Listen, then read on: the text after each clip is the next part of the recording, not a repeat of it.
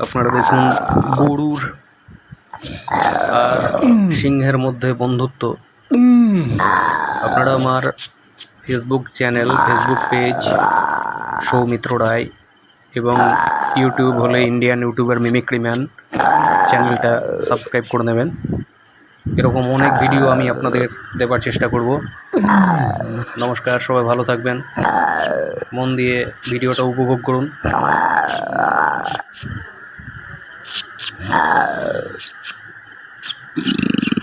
গরুর আর সিংহের মধ্যে বন্ধুত্ব।